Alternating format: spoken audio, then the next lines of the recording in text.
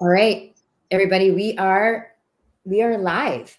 And so I'm Jennifer. For those of you who don't know me, I am the CEO of Intry Careers, and we want to thank you guys for signing up and attending this event. So just a little precursor before I go through and everybody introduces themselves. This is a grab a pen, grab a piece of paper, and take notes. This is, we're not here to talk about theory. We're here to share ideas about what it is that you need to do in this space. And first of all, or second of all, I should say, we love that you guys signed up, even with our sassy, salty title that Lindsay came up with. As we're brainstorming titles, I was like, yeah, that just sounds too nice. That sounds too professional. Like, this is going to be gritty. And when you sent that back, I was like, done. That's the title. So that should give you some insight into what y'all can expect, what you can expect from today. So Gina, why don't we start with you and we'll work our way around. You got it. Okay. Quick 30 seconds. I'm Gina Riley. I'm a career coach. I primarily focus on leaders and executives who are experiencing a career transition. I'm leveraging experience from HR, corporate environment, doing executive search. I'm affiliated with Talents Group Executive Search and Consulting, and I developed a career coaching model called Career Velocity, and I'm writing a book about it right now. Of course you are. 1 through 5 chapters are submitted. All right, awesome. I'll pass it over. All right, Dan, you're up. So I usually like to go ladies first. Hey, everyone, and welcome to the event. Appreciate you being here, and thank you, Jennifer, as always, and really should be thanking Lynn for being here on like half an hour of sleep. My name is Dan. I am a former award-winning recruiter, high tech, working at one of the top firms in the world, community builder, done it all, seen it all, and I'm here to support in any way I can. Intry Careers has been beneficial to me, as has Jennifer. So this is really something that comes from the ground up and heart first. Appreciate that. All right, Lynn. Hi, my name is Lynn Williams, and I guide you to your keywords to beat the bots. In other words, I write resumes and LinkedIn profiles, and I focus on keywords. In addition, I am the executive director of a 501c3 nonprofit called greatcareers.org, and we provide online career education to people who are job seekers or self-employed or employed. And the third hat that I wear is I'm currently writing my doctoral dissertation on the topic of LinkedIn for job seekers. That's me, Lynn Williams, passing it over. Wow. Amazing. So I don't have any of the doctorate, but I do have a book. Hi guys, I'm Lindsay Dowd, and I am the founder and CEO or chief heartbeat officer of my company, Heartbeat for Hire. I spent 25 years in corporate America. 23 were climbing the ranks of IBM, and I used to run big sales organizations for them. So I have a lot of experience with hiring, with reorgs, with a lot of the typical things that you see in big corporate America. But I made a pivot, and I'm an entrepreneur now, and I learned a few things along the way, a lot of which is about LinkedIn, and a lot of it is personal branding. So talking about yourself, telling your story, that's my sweet spot, and that's what I hope to be able to help y'all with today. So, I mean, I kind of feel like the underachiever in the group. We're a technology platform that gets resumes through applicant tracking system and I should say patented software we've been working on for a really long time. And we've helped thousands upon thousands of people get through and find their job when they were being stuck or being ghosted. So again, as we started this conversation, the whole point of this event is to really help y'all fill up your tool basket. So what we're going to do is starting with understanding the value of your unique value proposition. And so we're going to start with Gina about why a unique value proposition is critical in today's job market. And then Lindsay's going to talk about the steps to create your unique value proposition. And I think some of y'all may be rolling your eyes if you're listening to this, but, keep an open mind and an open heart with what we're saying, because we really do know what we're talking about. We really do want to help you. And the landscape has changed dramatically. So if you were looking for a job 5 years ago, you were looking for a job a year ago, it's different. And so it's our jobs to stay on top of what's changing and what the pivots are. So there you go. All right, Gina, I'll put myself on mute now. Awesome. Thank you so much. So one question I would have for people who are tuning in live is, you can put a thumbs up or something. How many of you have been in a career transition for kind of a while? Maybe you've experienced a layoff, and this job market is it's really challenging. We all know that, and that's why we're all here to serve. And hopefully there'll be a couple nuggets you can take away. I'm talking about why you need a unique value proposition in today's market, which is not just a buzzword or a buzz phrase. Unique value proposition. The reason why you need one is because if you gain entry into conversations with recruiters, your resume, what's on the paper, that is the table stakes. That's the minimum barrier to entry.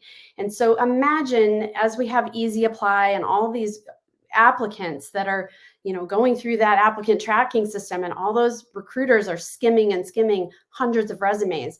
To stand out and get the first call, you've got to have all of that rock solid. But after that, what do you need? You need to be able to showcase how you apply your expertise in the context of what those key decision makers actually care the most about. So the unique value proposition is really important for conversation starters. You need it when you're networking, you need it at mixers, you need it for that first recruiter call, because what's going to happen in most of those scenarios is you're going to be asked the question, so tell me a little bit about yourself. And you need to be able to have a really sharp way of explaining what you do and how you do it. And that may be in the form of a shorter sentence that just gets people's attention. That might be called the elevator pitch. And then there could be something that I like to call the tell me about yourself narrative, which is actually a longer way of explaining what I call your career through line.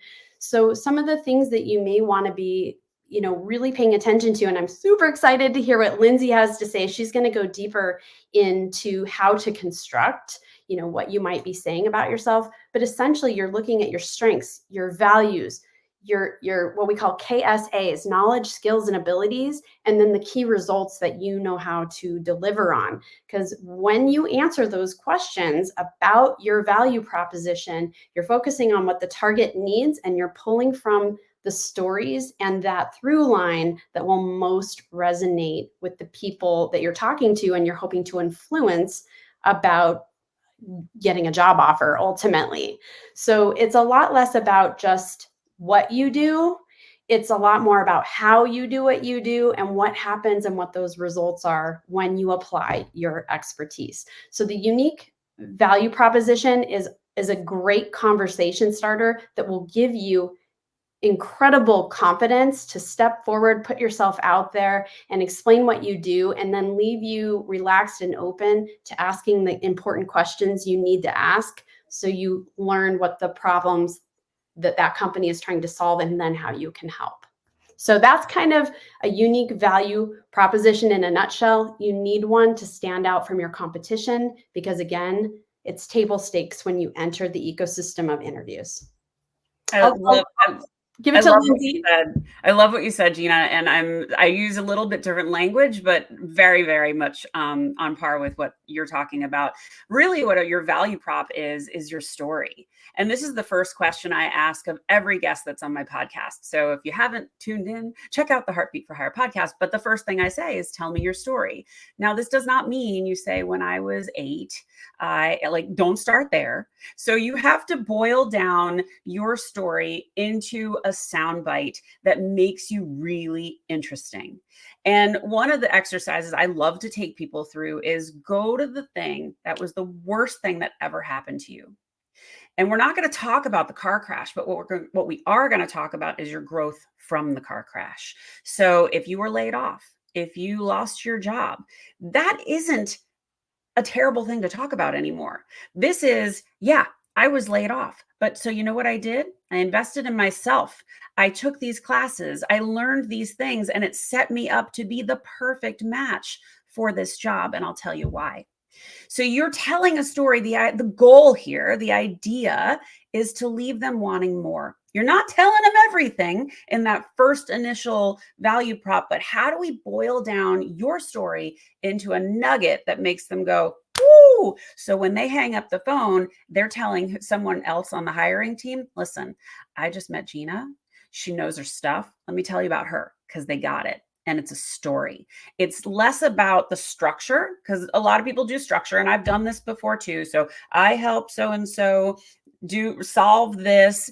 Yeah, you can use those things and they're important, but really make it human, make it relatable, talk about your growth and why that growth has set you up so well for your next step, which is ideally this job. So one of the things I wanted when you guys were talking is that I think it's hard for people to talk about themselves. Yeah. Right. I am great about talking about other people. Right. But when it comes to me, sometimes I'm like, oh, it's okay. I'm fine. But it's, your unique value proposition. I was talking to someone the other day and they're like, what's your story? And I was like, I'm not interviewing. They're like, yeah, but what's your story? Can you spit it out there in a soundbite? And I think, you have to be able to do that. Right. You want an example? Right. I mean, and think about it, you have more people applying to jobs than ever, right? You have, executive jobs on LinkedIn or anywhere, you sometimes have 500 to 1,000 people applying, right? And so when you're talking to the hiring managers or recruiters, like if they're doing a phone interview with you, you have that 38 seconds to blow their hair back. That's right. Right. So, all right, that's awesome. All right, so next we are going to be moving on to navigating job search technologies. And we only have an hour, so we're going to try to get through all of these topics. And then we're going to go through and answer everybody's questions along, kind of at the end. But we will try to interact with y'all during the process. And for those of you who don't know all of us, we're kind of a take no prisoners sort of group. So, we're going to be pretty direct. We're going to be really honest with you. We're going to try not to offend you. But we also want to help you. So sugarcoating it doesn't necessarily help you along the way. So that being said, so Lynn is going to talk about common job search strategies and how they work and how you integrate your, unique value proposition into that. Okay. Guess we're going to talk about the applicant tracking system, right? Okay. So applicant tracking system, okay, otherwise known as the ATS, and different people have different names, applicant trashing system, or other various names that they call this, because they don't like it. The black hole, some people call it, right? Because their resume can't get through the system. Well, basically what happens is your resume starts out at the beginning and you have an important word that is a key to this. It's called upload your resume, not attach, but upload. So first of all, you have to have a resume format that is uploadable. And you can't have these highly formatted resumes and these templates, from Canva and whatnot. You have to have something that is readable by bots. But you also have to answer the initial questions that the HR people have set up. Like, do you have 7 to 8 years of experience? Well, if you only have 3 and you answer it truthfully, that's what you call a throwout question. So you are out the door if you don't have the 7 to 8 years of experience and you only have 3 and are honest about it. So you've got to have a resume that, has got it formatted properly so that the bots can extract it and put it into the fields of a database. So a database has fields: first name field, last name field, phone number field, company name, city, state, job title, etc. So when you put a resume together, you have to think like a database. So you can't get all fancy dancy on all the formatting and whatnot when you're creating your resume.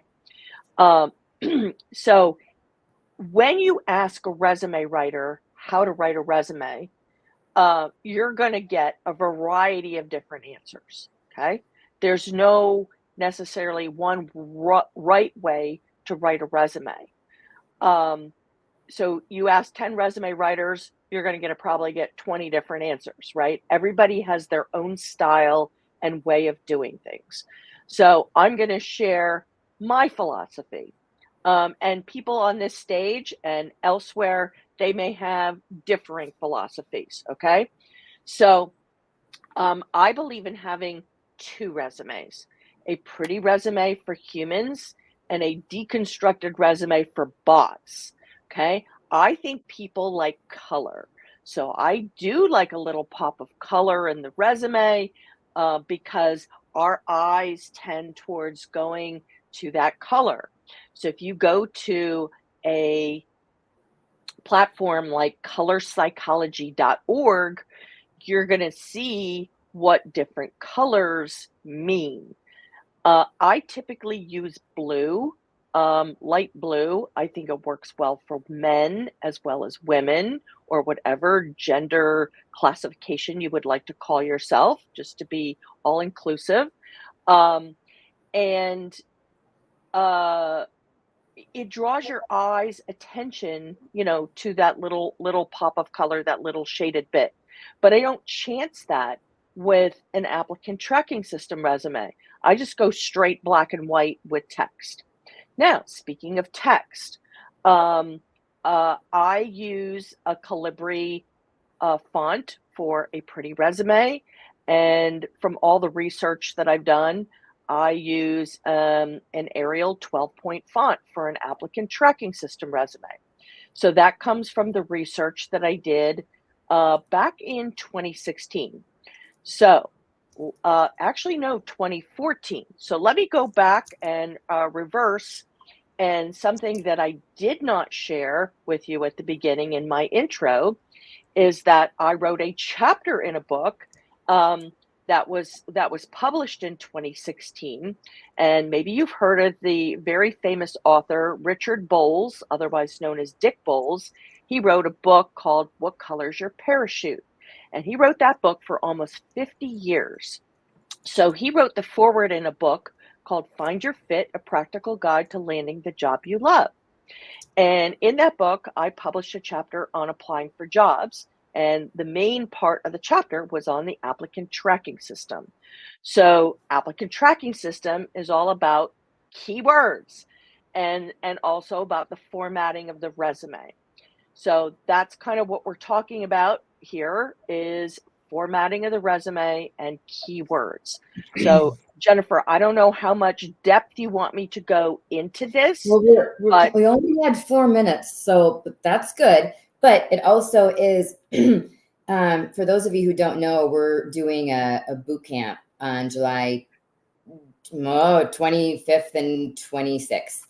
And we only have a few spots that are remaining. But one of the things you get out of this is an exclusive resume, with Lynn and some of our other, executive seasoned resume writers that you can use, right? So that's just one aspect of it, and branded LinkedIn page, et cetera. So you guys can check that out. Maybe Valeska can post it in the chat if you guys are interested in that. But so what I'm going to talk about is the strategies to bypass the applicant tracking system software. So if you don't use a service like Intry, which is totally fine, what Lynn said is absolutely correct. The one thing I would add to what Lynn is saying is that you really want to customize your resume for every job that you apply to. Looking for a job is a full-time job, right? And a one-size-fits-all resume doesn't work for everybody, especially if you are a seasoned executive and you've had a lot of different roles in a lot of different areas. you know, if you've been a executive vice president for one company, those skills can transfer to another company. It doesn't necessarily mean, and you need to change I want to go back to what I was saying. So like if you're applying to an executive VP job at one company, they may have different keywords than the company that you just applied to. And you want to make sure that you're using their vernacular in your resume. Because if you don't, when you go through the filtering system, you're not going to get scored as highly. But a couple things that I want to talk about as it relates to sort of applicant tracking and ATS technology is what's happening right now that you guys may not be aware of. And I think it's like a 911 that we need to tell people about. And that is, do not post your resumes on job boards. Do not do that. That is at times a kiss of death, right? And especially the more experience that you have, the worse it is going to be for you, right? Because when Lynn was talking about data lakes, you know, all of these companies, you know, whether it's LinkedIn or it's ZipRecruiter or it's Indeed, Monster, Career Builder, Ladder, etc., right? They build data lakes and they take your resume and they parse it and they say, okay, here's your name, here's your or here's your email, here's your phone number, here's the city that you live in, right?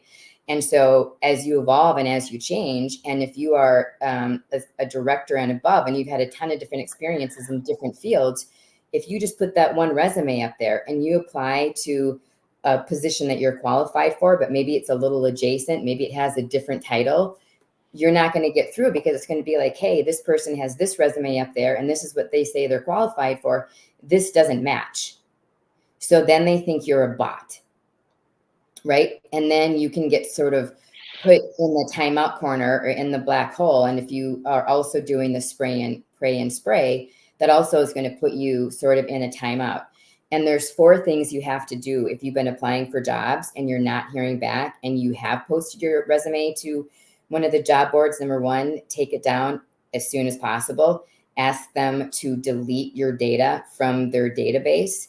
Now, whether they do that or not, it's highly unlikely, but they say they do. So let's hope that they are, you know, being honest about what it is that they're doing. But you need to change how your name appears on your resume. So for me, instead of using Jennifer, I might just use, you know, like, you know, J, you know, and Sethri, right? And then change your email address, get a Google phone number and change your phone number on your resume. And let's just say if you live in Minneapolis, say you live in a city adjacent to it. So maybe you live in St. Louis Park, or you live in, you know, Edina, or you live somewhere else, because those are the metrics, the core metrics on how they track you. So, and I know my time is almost running out, so I want to make sure we get to all these other categories. But, you know, those are ways that you can get around it if that's what you are having right now. And making sure that the keywords match the keywords in the job description is going to also help your resume get filtered quicker, faster, and go to the top. Obviously, it has to be an ATS resume. Anybody who says that, you know, their ATS system doesn't filter resumes is inaccurate. There are a lot of knockout questions and there are a lot of things that are in there. So it's best, you know, just like some tips and tricks. Don't have your entire career on your resume. You know, maybe go up to 15 years, because if you go past 15 years, you're going to hit ageism. Whether you're a man or a woman, it's going to happen. And I don't know, Gina, did you posted an article that one of your colleagues wrote about, what was it? Something Transamerica, that they don't, was it, I can't remember the company, but it was that they 35% of these companies, if you have too much experience or you're over a certain age, they don't want to hire you. And I was like, this isn't an article. This is horrendous. So keep your dates off, keep your graduation dates off, especially the older that you get. When you're out of college and you know, under 30, then it's important to have those dates. But over that, not relevant. Okay, so I'm done on that because I'm out of time. But now what we want to do is talk about leveraging LinkedIn for your job search. So Gina's going to talk first about optimizing your LinkedIn profile. And then Dan, being a former recruiter and kind of current recruiter in some cases, talking about networking strategies on LinkedIn. And Dan is a master networker. And I'm not just saying that because you're here and I can see you face to face. It's a real compliment. I don't give gratuitous compliments, people. People who know me know that. So, all right, Gina, you have the floor. Yeah, I'm excited to hear what Dan has to say, because when you have recruiters who are on these LinkedIn lives, they're really helping you reverse engineer the methodology of the job seeker, so that we're just trying to meet in the middle, folks, recruiters, job seekers, etc. So everyone's heard that you need to optimize your LinkedIn profile. What does that really mean? It means starting at the very top, working your way down. There's tons of information out there on how to do it. So I don't want to eat up time talking about the same things again and again. I will say having your own, customized banner, a nice photo, and a headline that really describes the value proposition that you have. And I'm not talking about one long phrase of things. You need to have relevant job titles in your headline under your photo, because it's one of the things that pulls into recruiter searches. So what I would say about optimizing your LinkedIn profile is you need to get under the skin of the recruiter. You need to think like the recruiter. And Dan will go hopefully a little more into detail, but there's these drop-down menus that recruiters used that help them create these contained searches, if you will. So if you've got, unicorn chaser in your title, it's not likely they're using the drop-down menu. It would be software engineer, right? So getting overly creative with the title or the headline could be problematic. Making sure you have those keywords and phrases that are most common in the job descriptions that you're applying to. And those need to be in context in your entire profile, your about summary, especially in your work history, and then making sure that the aligned skills are all showing up. So the main thing is that you've just got a clean, easy to read profile with some storytelling behind the value that you brought. What I like to see when I've been recruiting is I'll skim the about summary, but I go right to the work history and I start looking to see what were the last couple of jobs, what were the last couple of companies, are those relevant to the employer that I might be doing a search for? And then I'm going to be looking at the job title and those first couple of bullets to get the gist of what you were hired to do and what it was that you were doing and what kind of outcomes you got. And that's it. It's about storytelling. You have to get overly fancy. And if you have someone amazing like Lynn, who has helped you develop a resume, it's that much easier to take the content and turn it into a first-person narrative explaining the value that you brought. You don't want to do a copy exactly. I've seen a lot of posts from active recruiters that say, please, please, please don't cut and paste it over. Bring your personality into the way that you're describing the value that you bring. And networking, one of my favorite phrases is from my friend Liam Darmody. He's a great person to follow. And what he says is LinkedIn is a serendipity manifestation platform. So if you show up and you're making valuable comments on other people's posts that are in industry or on topic relevant to you. So if you're scrolling through LinkedIn and you're looking at, let's say, political types of posts, but it's not really relevant to why you are using the platform for job search, then the algorithm is going to continue to feed you things that you're hovering over. So you want to stay on point, on target, interacting with people who are relevant, and starting conversations in a gentle kind of way. And then with the leaders and executives that I work with, we work on a thought leadership strategy, and we talk about what do they most want to be known for, and then creating short form posts and inviting other people in their communities online to join in those conversations. So LinkedIn is an amazing place once you get that profile kind of set up, and then you just keep attending to it as you need to. It's really about participating and creating those opportunities or manifesting serendipity. I have something to add to that. And it's something that you said that I think people often forget. Their resume doesn't match their LinkedIn. And got to match. it's got to match. Oh, the content needs to match. However, what I recommend is if you've constructed a great resume or you're working with an awesome professional resume writer, you can take those bullets and phrases and pull it over and create a little narrative that says, you know, I was hired into this company to lead a team of 200 people doing whatever it was. And then here's 3 highlights from my time there. And you pull over some highlights. But at first, you're telling the narrative from you to the person that's reading it, so they feel like they're already getting to know you through that's your voice. You get a chance to, like, it's your free marketing storefront window is what I call LinkedIn. Yeah, no, that's awesome. Okay, so I got music is playing you off right now. I know, I'm sorry. It's all good. I'm gonna share.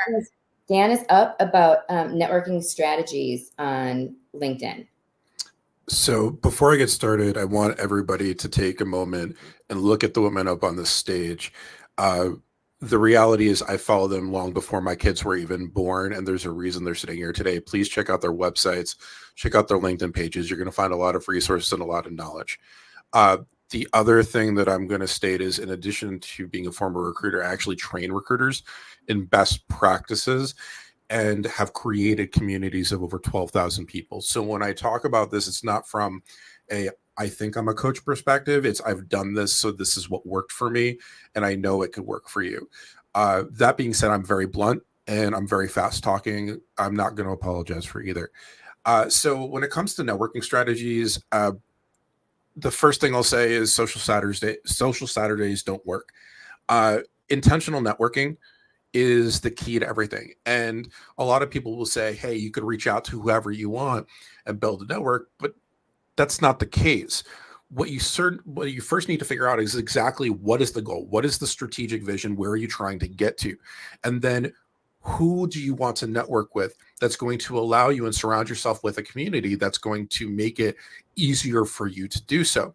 When I was first starting off and I ran a post for job seekers that did 100,000 views every week for 2 years and 1,000 comments, my goal was to connect with recruiters, coaches, resume writers, because I knew that those were going to be the people that had the most emphasis on what I was doing.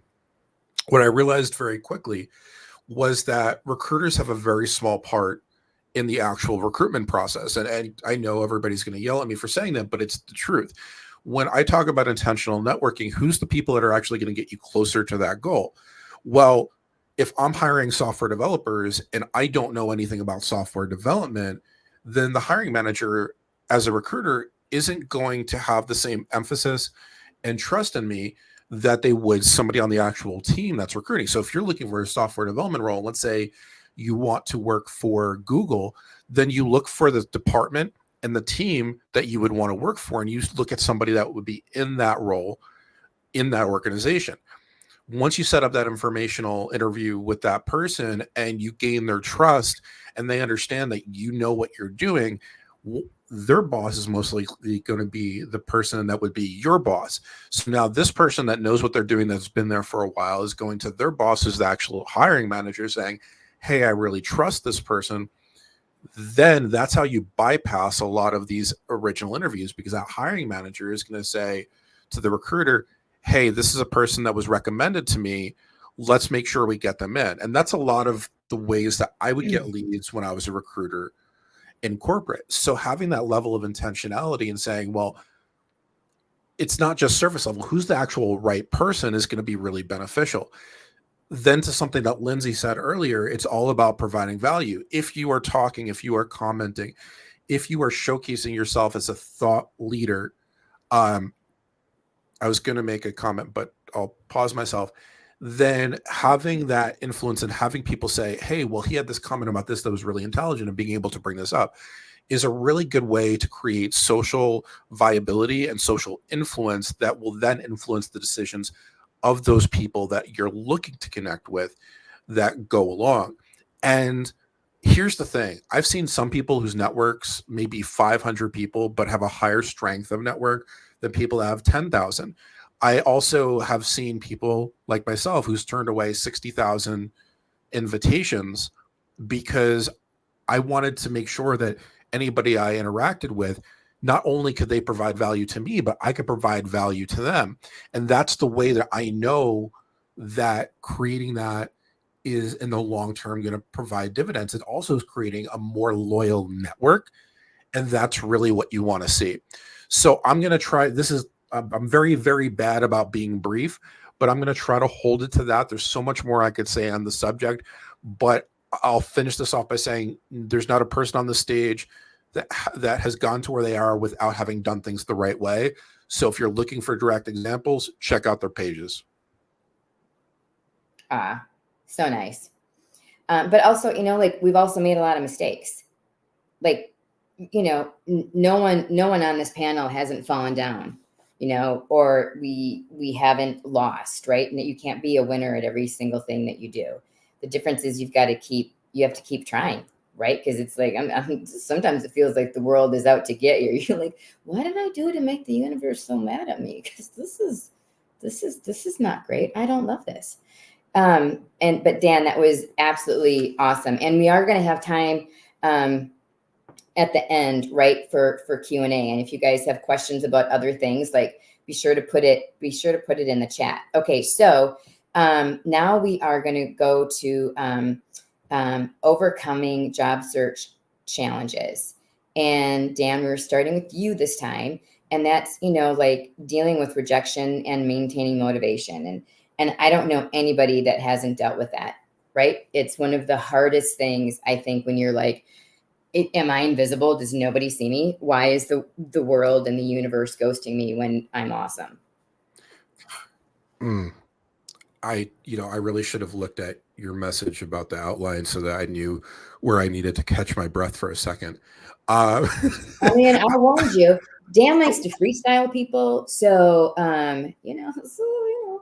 Look, I've done enough of this stuff that, a lot of it, the way I look at it is if I'm not speaking off the cuff, then I'm overthinking things. And being somebody that, and this is going to connect into what I'm going to say, being somebody that represents the neurodiverse community, and especially whether it's Disability Awareness Month, whether it's Men's Health Month, whether it's Women's Health Month, whatever the case may be, all this comes into play. And by the way, quick shout out to everything that Lynn does for those communities as well. But when it comes to mental health, like I'm going to be very honest with everybody. I went from the top of the mountain to being in a position where I've been unemployed for 18 months and was force-fed entrepreneurship in order to support my family. On top of that, I'm a full-time twin girl dad. On top of that, I have a child with autism. On top of that, I'm a job seeker and entrepreneur. So many people go through these things and nobody talks about it, whether it's my camera. 1 second, everyone. This is what happens when you are a little too fancy with your actual work. Okay, so it's all good. So here's the thing: as you're going through this, you're dealing with things that are called comorbidities. So you're dealing with your job search, and then you're stressed out on the technology today. You're stressed out on that, but then you're having to deal with this time of year being summer for kids, and you're having to focus on your mental health as well. And with the current state of the economy, it's not easy for anyone. I mean, we looked at the downturn of the recruitment space. We looked at the downturn of the diversity, equity, inclusion space. We look at, Jennifer brought up that people are getting 500 to 1,000 applications. Well, I had a great interview with a company. And when I asked for responses why I didn't get pushed forward, she said there were 3,000 applicants. So realistically, from a mental health perspective, how do you stay within a level of sanity so that you're not beating yourself up over it, so that you're not taking it out on your loved ones around you, so that you're not keeping it in? And those are all very contradictory things, because while we don't want to necessarily burden other people, we also don't want to keep it inside. So there's this influx of eating yourself alive, so to speak, and trying to figure out what's the right way to do things. And when you do something one way for too long, then you feel bad about it, you go to another. Well, how do you resolve this? I got news for everybody. There's no resolution.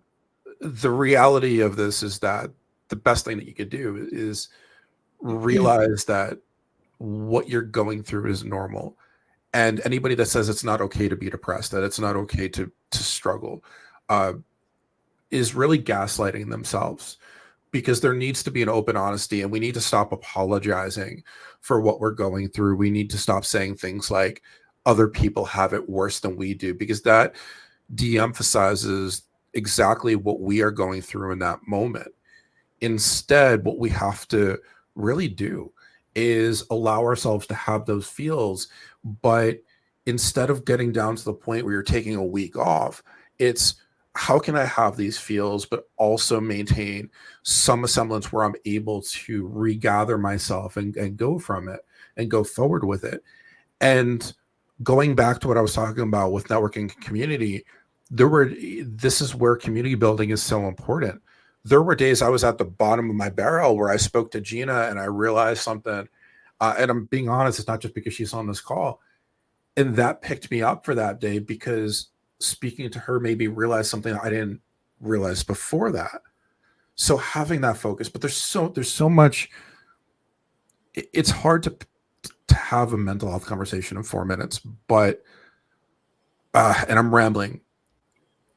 But what I would say is, please, I mean, it's just a really, really, really difficult position to be in. And if I could leave everybody with one message, is the more we have these conversations, the more that we're open, and the more we don't base it on the traditional model of, hey, I'm a guy, this is what I have to think, this is what I have to feel. The more we lessen the emotional burden on women, the more we look at it and stop looking at it from this group does it differently and this group does it a different way, and we start looking at it as a humanity aspect. That's how we really start to create change and remove the incorrect and defunct architecture that was created so far, and create a new field of dreams, so to speak.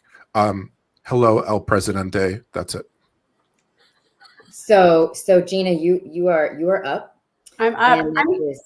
Oh, go ahead. No, it's staying organized and being proactive. Yeah, staying organized. Okay, I'm going to make this short because I'm really excited for Lindsay's next topic, and I know we have Q&A. So when it comes to staying organized, I would back into the idea that you need to be creating a target list, which sounds super generic. But what I'm going to do is show you the one resource that I buy for all of my clients, and I get absolutely no kickback from this promo. I buy this with my own money and send it to people. It's Steve Dalton's The 2-Hour Job Search, 2nd edition. And here's the thing that I love about this that will help you with your structuring is Steve gives the underpinnings and the psychology of why you need to have a strategy and why you need to create a target list and all the methods and madness behind it. And then a way to prioritize and keep yourself accountable, should you choose, to start targeting those top 5 companies, and then trying to find people internally to have conversations with or get introductions, and therefore trying to access the hidden job market and finding and listening for opportunities that may be just percolating but not posted. They're only just hidden from you because they haven't even been developed yet. So what I recommend is to start creating that target list, use a method that's a super low cost way to start doing it. And that is my probably top tip in just a couple of minutes.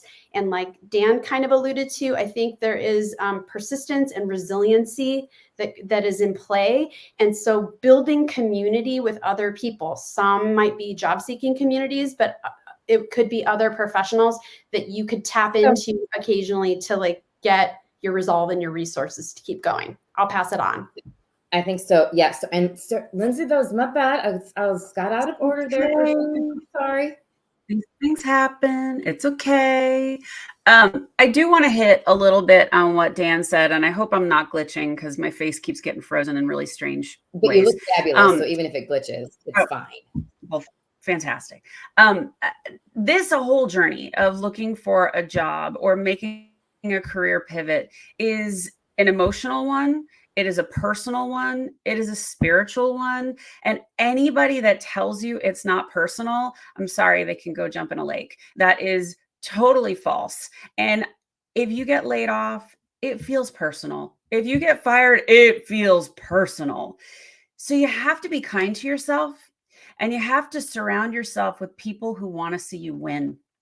And community is so critical in this.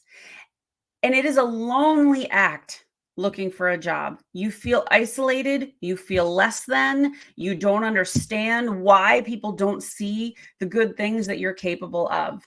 And when you surround yourself with people who think you're badass, you're doing it right. So maybe it's an opportunity for you to join a community. And it doesn't have to be a job search community. I'm part of the Outlier Project. That community fuels my heart like crazy, but I'm part of 2 other communities as well. And you find people who click with you and who are like, all right, what do I need to know about you? How can I put you out there to my network? Those are the kinds of people that are going to keep you going, keep you sane, keep you energized. And there's enough hard things in the world. We take a beating with these kinds of moves, and it is tough on your psyche. It is tough on your mental health. You have to take care of yourselves. You have to be kind to yourself. So really, this is such an important part of the journey that I don't want people to miss. And I really want to emphasize being a part of this boot camp that we are going to deliver is that safe space, is that moment for you to let go and be like, this is scary, this is hard, and ask for help, because we're your safe space. But you have to create those safe spaces for yourself, because you're going to have those moments where you just want to cry and you just want to fall apart, and you need those people that are going to make it okay. And they might not have all the answers, but they probably have a network of people that can help. And you won't know it if you don't reach out and ask. So I hope that's where we were going, Jen. Yeah, sorry, I muted myself. So I mean, I think absolutely, that I think people being vulnerable, we've been taught to be like, ooh, don't be too vulnerable, because you don't want people to see, when you're weak. But my personal opinion on all of that is that showing your vulnerability makes you strong. The best right? leaders do that. That's right. Right. When you keep it all in, then it's gonna come out somewhere, right? It's gonna come out somewhere. It could come out, on your partner, on your kids, in your job search. When you get the interview after sending out, a bazillion resumes, and you've gone, for the first interview, but then you're getting your first live one. And if you have that like dark cloud above your head, because everything that you're worrying about is in that cloud above you, it's gonna, people are gonna be like, ooh, I don't know, there's something like, I liked them, but there's something that maybe feels a little bit off. And so having your, your personal board of directors, I love that. I think, you have to have the people in your life that you can talk to. And sometimes they're not your partner, they can only take so much sometimes, right? You have to have the people outside of your intimate family to be like, hey, like maybe you send someone, you're like an SOS, right? An SOS is like, I need you, right? Like I need 5 minutes. I need to vent on someone. I need someone to listen to me. Because I think everybody has been there, and job searching is hard right now. I think it's harder than it has been and in years. And I also think, what we have going on in the world right now, there's a lot of negativity, there's a lot of pressure. And I think that, has an impact on people and your mental health. So, I mean, what else do you guys have to say about that? I mean, Lindsay, like Lynn's I know. trying to jump in. Go ahead, Lynn. I think that I've learned that job search is not a solo sport. It is definitely a team sport. You definitely need support from community. Yes. Yeah, and to ask for it. So listen, like we are. I wanted to have more than 11 minutes left for questions, but who has any questions that you want to ask? You can go back on any topic that we've covered, or you know, we can keep going on various talking points, but you know, we're really here to answer your questions. So I don't have a hard stop, so this is on you, Jennifer. I'm happy to stay a couple extra minutes if we need to. okay. I can add on a couple points about resumes that we didn't get to. One thing is that every single bullet point on your resume needs to have a quantifiable metric. How'd you help a company make money, save time? And there should be a percent, a dollar amount, or a number in there. So we're going to help you get to that point in this boot camp. A lot of people don't know how to write those metrics. Then you brought up the boot camp. Yeah. So, Yeah. oh, hello, Haley. I think that is, yeah. So we have a boot camp. We'll put the link in the thing on the bottom if you guys are interested in joining. It is a paid boot camp, but you come away with resume, LinkedIn profile, your value proposition defined, drip campaigns to help you network, you know, career advice, mental health coping mechanisms, a coaching strategy. You get free memberships to Intry. That sounds like a shameless plug, but it is a really good tool. And I mean, there's so much more. And it's worth your while. And again, there's only a few spots left. So if you guys want to do it, I would, you know, do it sooner than later. But there was someone who asked a question that said, is relying primarily on a target company list still an effective approach in a market where all bets are off and candidates find themselves needing to apply to opportunities sometimes for outside their employer or role of choice? There we go. Who wants to take that one?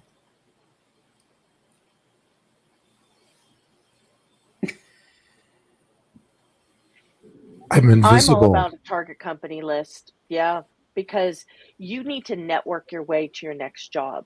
Okay. So if you have a target company list, you have a focus, you have goals, and then you start working on building your network in that target company list. And you also, what Gina said about commenting on people's posts, you know, that is gold. That is absolute gold and advice.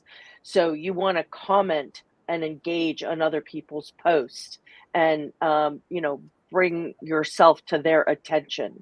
So if you have a target company list, that will help you reach that goal. I'll jump in here because going back to the networking perspective, if you're looking at direct plans of actions that you could effectively put in place right now, we talk about that target company list, but then the side piece of that is, well, who can you connect with that's at that company? And if you actually go to the company's page on LinkedIn and you follow that page, it will give you a list of people that have similar roles that you do. So it's a really great way of really getting in the door and connecting with those people. And you know, I think there's a lot of room for interpretation when it comes to this, but I know that I very rarely connect with people that don't send a message. But the caveat to that is I won't connect with people that send me a request first thing. We don't want to be treated like a piece of meat. So if you create and cater a message that's really showing benefit and showing that you're actually paying attention and putting a little bit of work in, that's going to get that connection for you. And then once you build that company list and you can create those connections, now that's building that really great foundation for you to strategically look at. The other thing that I would do just really quickly is I would do research on the company and look at it and say, how can I add value? If you're coming from a smaller company and this is a larger company, how can I scale what I've done before to what this company does with the resources that they have now?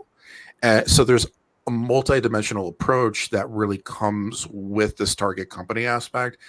And the reality is the more work you put in initially, the less work you're going to have to do later on. So I'll leave that there. Oh, Gina, are you trying to talk? Oops. We can't hear you anymore, Gina. You're still on mute. Jen, there's a question in here from Rick Bixby. He says, is there a certain amount of time I need to stay in my current role? I just landed a role in February. However, the cultural fit is not as advertised. I'm beginning a new career search. I think the rules have changed, and I'd love Lynn and Gina to weigh in on this, but it's no longer, you don't stay in a job for 23 years or stay at a company for 23 years like I did anymore. Everybody is moving around. It's much more fluid, and being a culture match is really important. And I think that's part of your talking points. I don't think there's shame in that game. And I think you shouldn't be afraid of it. I think it's much more common than ever before. But Lynn, what do you think? Yeah, you got to do you. You got to do what's right for you. There's no such thing as a gold watch anymore. There's no loyalty from companies to employees, and if that's the case, then maybe it should be in reverse. You know, you have to do what's right for you. And listen, don't underestimate how important culture fit is. When you're interviewing and you're talking to these companies, you have to make sure you feel good about that choice. The company that I left after IBM and went to another company, they fired me. Thank God they fired me. I was so anxious. It was a horrible, horrible fit, but I'm not a quitter. This is in my head. I don't leave these situations. I make it work. And it was a disaster. So spend some time on that. You don't want to work in a toxic culture. It's not good for your mental health. I'm the mom of an autistic ADHD adult child, and she went into a depression for about a year and a half and didn't work. So, when Dan said, hats off to Lynn for that community. Yes, I absolutely support neurodivergent individuals. So you've got to be happy in what you do. It's not just diversity, equity, inclusion. It's belonging, accessibility, and justice. So I go the whole route. You've got to have the whole package, and you have to feel included and feel like you belong at work. So there's no better time for me to make sort of my final hoorah on this than here, because this is everything I do. I've been in charge of creating those resources and guaranteeing representation. So there's a couple of quick things that I want to touch on. The first is what's interesting about what Lindsay said about wanting a culture fit is that a job seeker should want a culture fit, a company should want a culture ad. And if you don't know what the difference is, it's that culture fit is when you feel like you could really relate to that company. A culture ad is when you're bringing something new that the company doesn't already have. In order for us to really progress and get to where we need to be, more companies need to be open to culture ad. But the points I want to make are really focused on this. A lot of people don't realize that they have accessibility to accommodations. So the Americans with Disability Act, and I understand I'm speaking specifically to the US, gives a lot of opportunities for people to get those reasonable accommodations. The problem is most companies don't outwardly put them on their website. So you have to scroll all the way down to the bottom. But if you need a reasonable accommodation, we're past the point of you feeling like you shouldn't be able to, or you can't ask. You should ask for whatever you need in order to make sure that you're showing up as your best self. At the end of the day, what's more important, you showing up and presenting yourself as your best to get the job, or you being sort of nervous and afraid? And there's nothing wrong with being nervous and afraid, but you're protected. So go to those things, make those reasonable accommodations, make those requests. And once you get to that role, being a child, being a parent of an autistic child, reasonable accommodations may include, if you are a caretaker, staying home and working remotely because you do have that child at home. So make sure you're up to date on the individual laws based on your state so that you understand what you can and can't ask for. But also, again, please know that you're protected, and that protection extends to anxiety, depression, and other conditions. And if anybody treats you and it's obvious that they're not abiding by that, that is another situation entirely. But do not be afraid to be yourself anymore. There's too many people that walk in, that code switch, that pretend to be somebody they're not, and they wind up in that role. I'm finishing up, Jennifer, I promise. They wind up in that role, and then there's the situation where it's like the company is wondering, who is it that I just hired? Because the entire interview process, it's almost like a different person. So don't be that. be able to be yourself and stay in that role for as long as you want, but make sure you're in charge of your own destiny.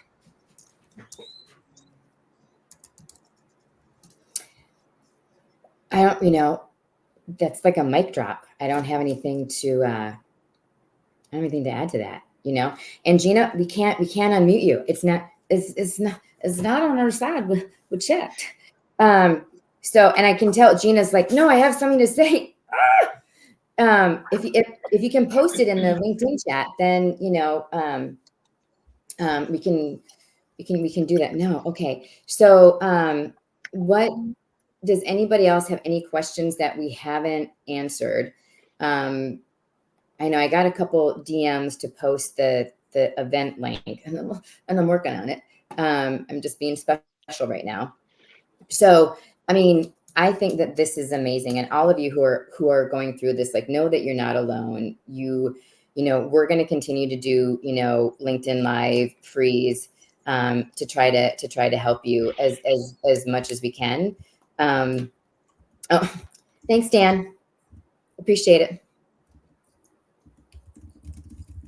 And there's zero pressure, right, to do the boot camp, but we just had so many people that wanted us to help do it for them, and that's why we created it. And people were short on time, and so we wanted to be like, okay, 2 days, you get the whole 360 thing, everything you could possibly need. So that being said, I don't know what else is there anything else that you guys have questions, or anything else that we feel like we didn't cover? And I don't know if you guys want to put your LinkedIn profiles into the comments if people want to try to reach you. You can't? Okay, then I will do that. Poor Gina. Okay, you've got a technology black cloud, but thank God you got to give us so much critical advice before this. So thank you all for attending. You can reach out to us, you know, directly or individually, or on our event site, and we're happy to answer any questions that you guys have. Okay, wait, there is a question. It seems that there are a lot of good AI applications for job searching. Okay, so I mean, I think utilizing some of those are really good. I obviously I'm gonna promote Intry because it's my company, and we spent, you know, like several years developing it, and it's a patented software that you know, we've helped thousands of people get interviews at every level in under 30 days. The good news, bad news is that the software is that good. The bad news, it's a subscription model, so that's not great for us, but that's not your problem. So I think that it's definitely worth doing. Don't use 2-column resumes. Don't put colors in. Don't put pictures in. Don't be fancy with it. Don't be cute, because it's not going to work. To whoever asked that question. And then Kelly, Dan, loved your comment about the culture as well as fit. You know, everybody on this panel is really amazing. So I think if y'all don't have any more questions or comments or anything else that we can help you with, like, you know, we're here, and you can look on our individual LinkedIns for the next LinkedIn Lives, and Dan put the bootcamp information in there. So that being said, thank you all so much for being here. Yeah. Really quickly, listen, everyone. 2 quick things. First of all, if you are interested and you want to sponsor somebody to attend the boot camp that you know and that you love, that is something that we could accommodate. Please reach out to Jennifer. The second thing is, if you know somebody that's going to benefit from this, please ensure that you're sharing this. We'll cut it up. We'll use it as clips. But this is the best way to show people the value that is brought during this incredible 2-day event. So please make sure to send it to those people. We have limited spaces, but we really want to make sure the right people are in there. And if it goes well, who knows? Maybe we do another one a month or a couple months down the line. I don't know. I don't know, Dan. This was like having a big baby. If we could get Lynn off the plane, then we could do anything. So please make sure and share it out. Sponsorship is so important and so valuable. So if you do want to sponsor somebody, let us know, and we'll work with you. All right. Thanks, everybody. Thanks for joining. We'll see you next time.